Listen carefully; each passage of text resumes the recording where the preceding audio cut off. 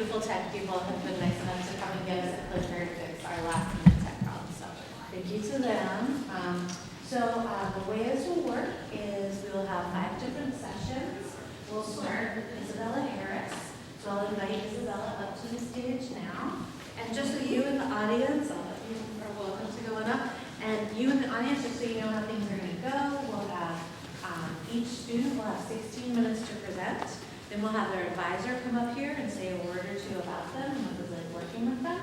And then we will have 5 minutes for Q&A. So as people are presenting, please think of questions you might have for them. And then we will end by presenting them with their honors sash and cord. So very excited about that.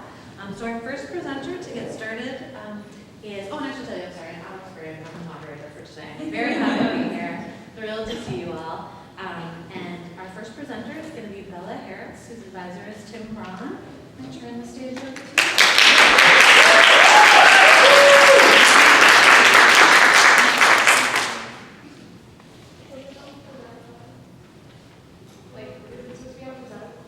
Is it what? Is it supposed to be on presenter? Yeah, let's agree. I think it should be. Yeah. Maricone's got it. Where's the computer? Right there. Oh, I see. There you go. It's like presenting slideshow. Perfect. Thank you. Thank you for bearing with us. Don't have like a clicker. Yes. It'll be. I thought they just put a clicker up there for you. Did they? Let's see. I'm going to stand here just in case. And I have not seen the time yet. When you're ready, I'll see you away. Alright. Hi. So, every year, the Gay and Lesbian Alliance Against Defamation, or better known as GLAAD, releases a statement called Where We Are on TV. It's usually about 45 pages long and tracks the representation of LGBTQ+ over all media platforms, including streaming, cable, and primetime programming. In the 2021 to 2022 season, they found that queer representation was at an all-time high on primetime TV this year, at 12%. With 779 reoccurring characters, 687 of those were streamed, making up 88.7% of on-screen characters. On streaming, there is a higher number across all platforms, with a grand total of around 358 LGBT reoccurring and regular characters. Now, at the end of each section of the report, GLAAD has what they call recommendations. All of these recommendations have something in common: representation, visibility, and the desire to have an LGBTQ+ show that doesn't center entirely on trauma. This thesis is a pilot episode for a streaming series titled Here, There, and Everywhere in Between. Starting the day before the death of Freddie Mercury in 1991, the audience follows 6 queer college students as they explore their identities in the music scene of Seattle, Washington, the epicenter of the exploding grunge scene. We follow these characters, Julieta, Angel, Elliot, Jude, and Noah, as they stumble through challenges like loving the person you shouldn't, realizing you don't have to be who you were in high school, and even smaller things like learning how to be a good roommate. This is a coming-of-age story in name alone. As William Shakespeare would say, a rose by any other name would smell as sweet. And I have loved coming-of-age films since I was young, but as I grew into my own as a writer, I realized how lacking the genre really is. This is a genre that's selling point is its relatability, and yet we see a noticeable lack of diversity within these stories. One of the things that has stuck with me most as a writer, and is something I have chosen to focus on for the duration of my thesis, is the idea of the audience, and who is my audience. Whether we like it or not, the audience has a great deal of agency in how the work is perceived and consumed, but media is always produced with a particular audience in mind. So, who do we write for? Who gets to see themselves represented in the target audience? Now, I obviously was not born before or in the 90s, so why 1991? 31 years ago, 31 years and 4 days ago, Magic Johnson announced that he was HIV positive. In 2 weeks, it will be the 31st anniversary of Freddie Mercury's death from bronchopneumonia due to AIDS complications. I don't want my story to be all about death and tragedy because I don't think that's what defines a person, but I also refuse to ignore the horrors of what happened when there are people missing from our community because of it. I set this story in the 90s because it is a very real reminder that queer characters should be allowed to experience trauma and experience sadness without being killed for it in the end. To do this, it required months of research. I spoke with Dr. Barron, head of St. Edward University's Women and Gender Studies program, and spoke with her multiple times to get recommendations on documentaries, books, articles, and anything for further insight into popular 90s gay culture, art, and public expression of queer identity. But the hardest part, and most rewarding part for me, was bringing the past to the present. We are not in 1991 anymore, but I was reminded recently of how slow progress is when monkeypox became a prevalent issue and it was labeled as a gay disease. Spreading misinformation about how it was transmitted not through skin-to-skin contact, but men having sex with other men.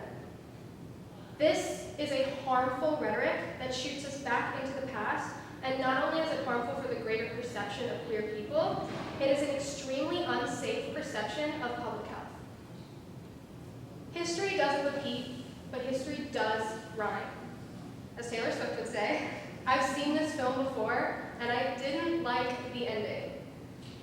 We know the AIDS epidemic was not a consequence of being gay, but rather a grotesque mishandling of public health. No health crisis is a consequence of being queer. With this knowledge, it is important to remember that our rhetoric has power. The way we talk about any marginalized community and portray their lives and portray their trauma has power. Writers' rooms are becoming more diverse, the percentage of representation on TV goes up every year, and conversations are becoming nuanced enough to bring intersectionality onto the screen. We have to allow audiences to see the lives of others, and not in a way that is holding the dark sides of our community or anyone's communities under a microscope. Going backwards is not an option.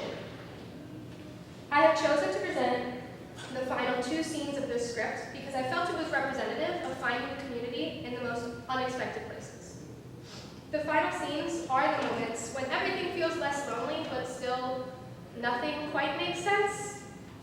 But honestly, when does anything make sense at 19? Because if it did, I wouldn't have a show. So, without further ado, the pilot episode of Here, There, and Everywhere in Between.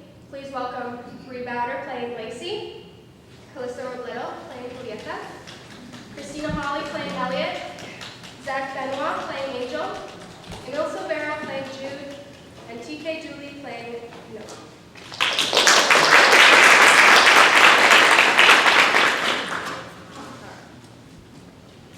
Scene 11, exterior night, woods on campus.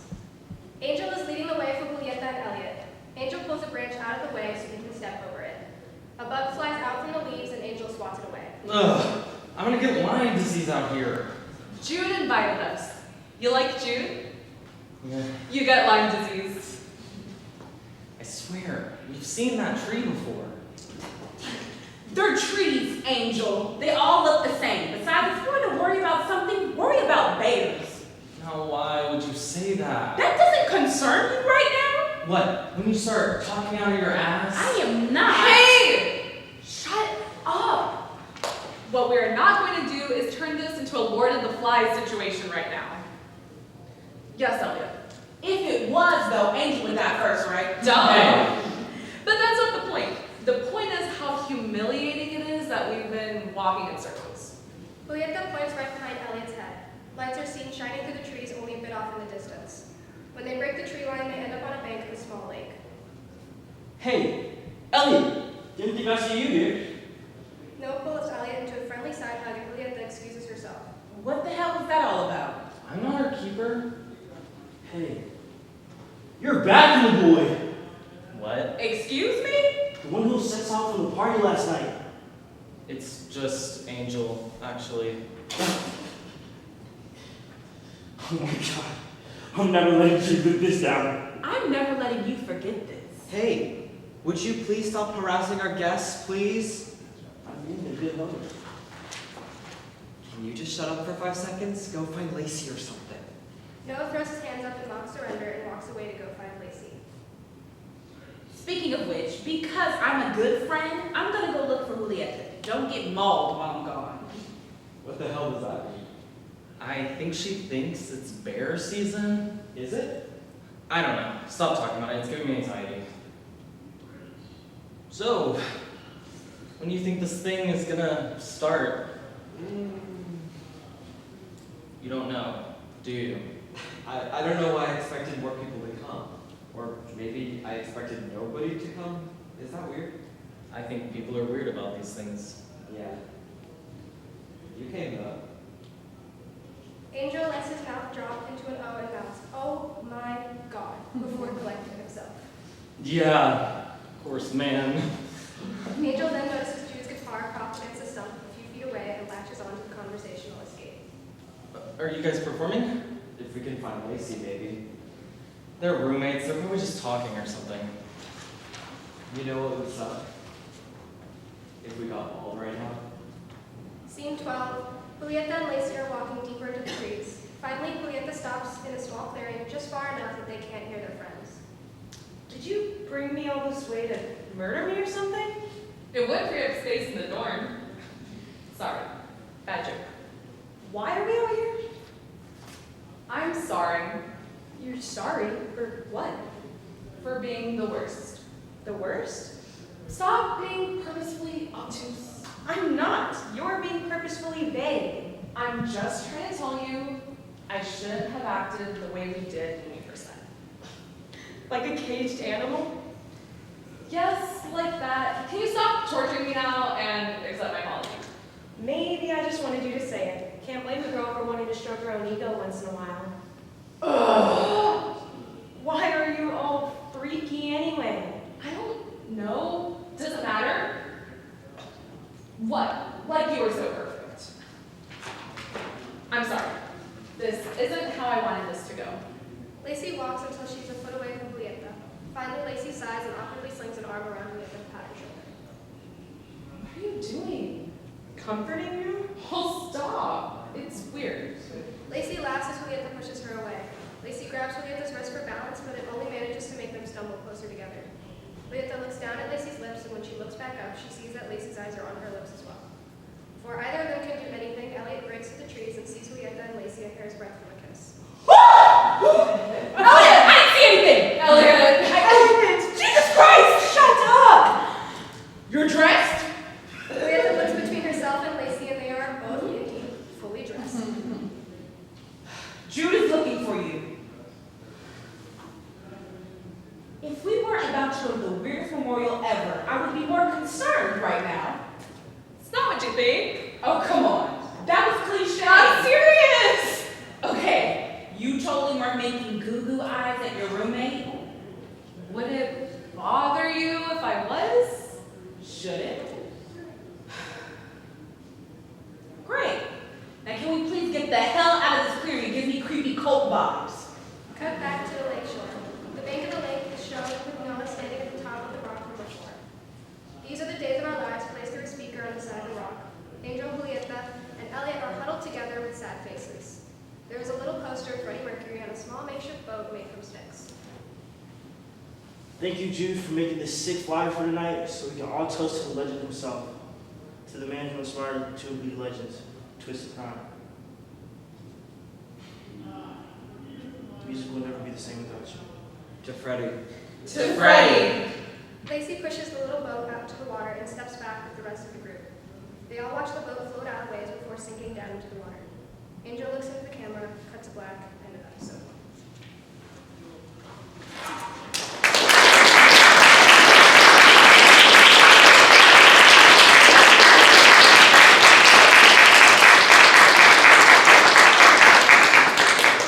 Thank you to my wonderful actors.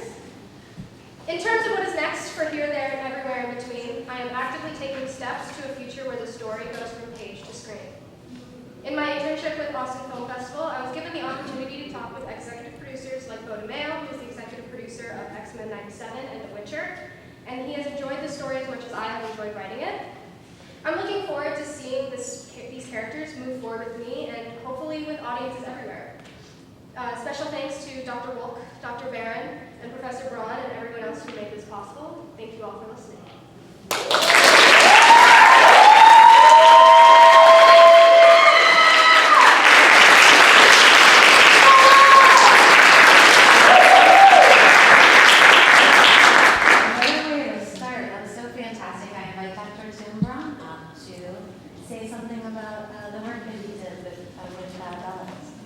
Well, Bella's had several classes with me over the years. It's just been a tremendous honor and a privilege to watch her grow throughout the course of, well, from playwriting to screenwriting and working with her on the honors thesis.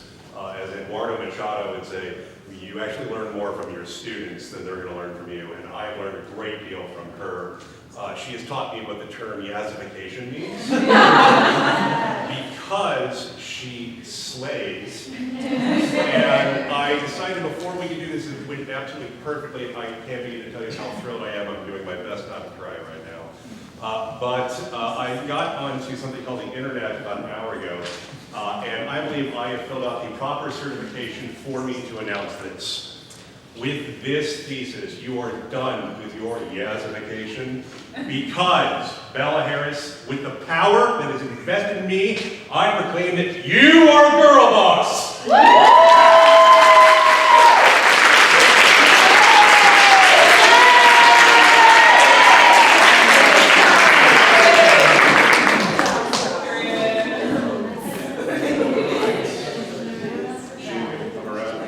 Now we get to the traditional stoling and wording of the honor school and cord. Stoling. Stoling. I think that's a verb, right?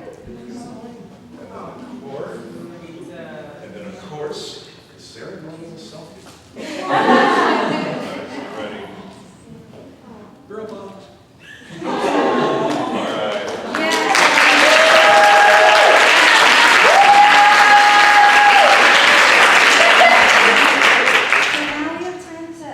Questions for Bella? Does anybody have questions or comments or any kind of feedback?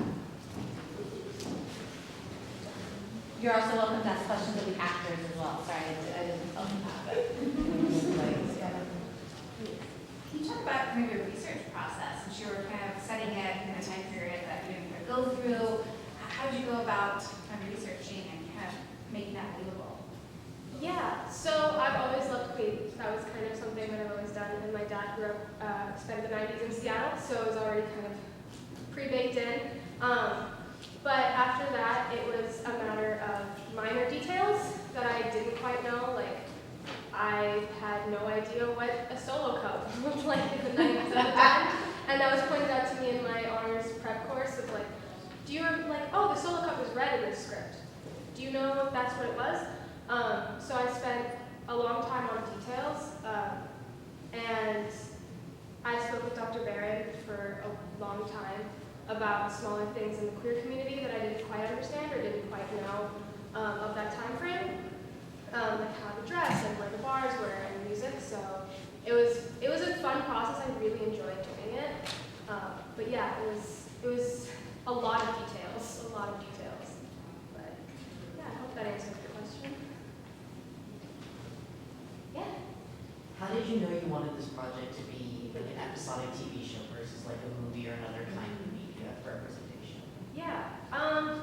I love movies, and as much as I love movies, I have realized there are a lot of TV shows on streaming and on wherever that have been canceled the minute that queer representation comes up.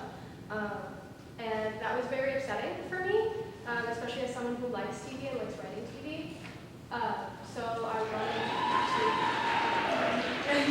wanted to make sure that this medium format got the representation that it deserved in this time frame that I have.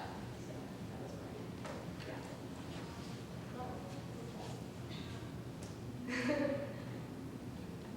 Oh yeah.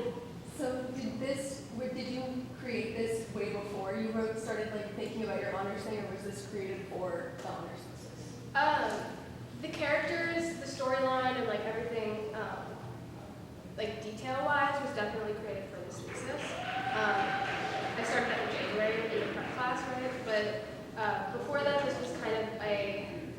idea that I wanted to do. I wanted to do something in the 90s. I wanted to do something in Seattle with music and the grunge scene.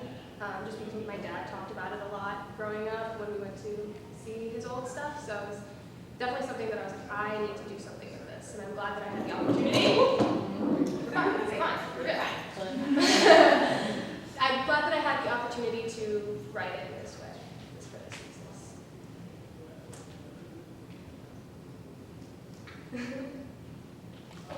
Oh, Dr.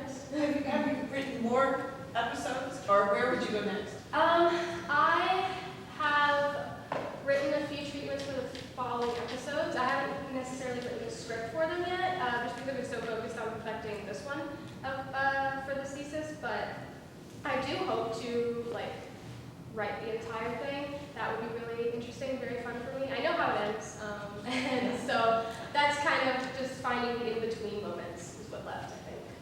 But, yeah.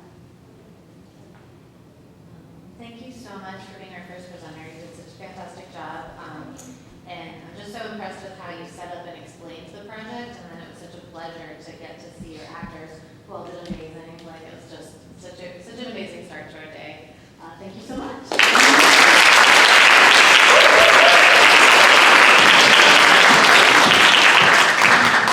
if you have more questions for Bella or the actors, feel free to ask them later. We will now take a 5-minute break, and when we come back, please get cookies and snacks, and when we come back, we'll have Cameron Whitman's presentation. Thank you.